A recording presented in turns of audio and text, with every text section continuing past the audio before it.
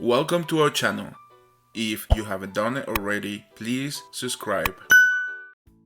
Hello guys, my name is George. I'm the reader for today's storybook, which is called Thomas and Friends.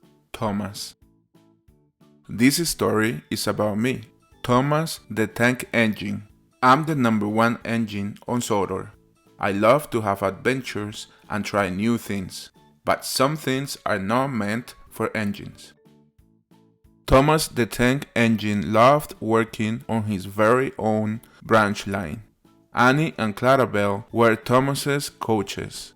Annie could only take passengers, while Clarabelle could take passengers, luggage, and the guard.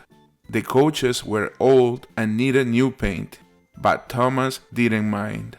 Annie and Clarabelle were very special. Thomas's favorite place along the line was the river. Each time he rumbled over the bridge, he would look out for people fishing. Thomas often wished he could stay and watch. "What would the fat controller say if we were late?" said his driver. Thomas still thought it would be fun to stop by the river one day though. When he met another engine, he would say, "I want to go fishing."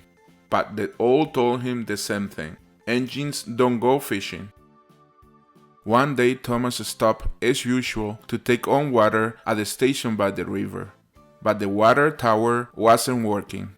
"Bother," said Thomas, "I'm thirsty." "Never mind," said his driver. "We'll get some water from the river." Thomas's crew found a bucket and some rope, and Thomas puffed back to the bridge. The bucket was old and full of holes.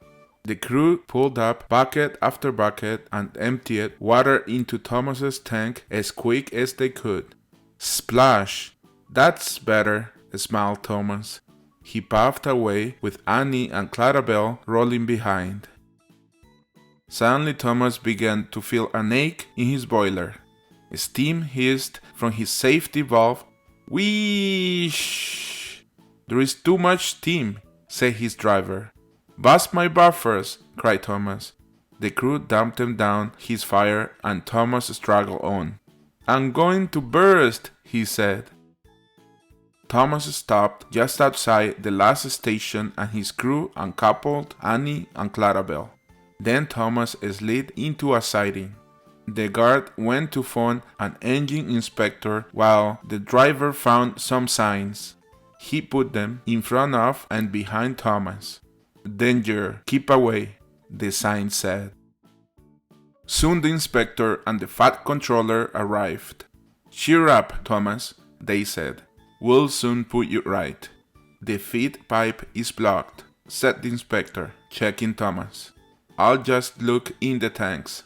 He climbed up and peered inside. "Take a look at this, sir," said the inspector. So the fat controller clambered up.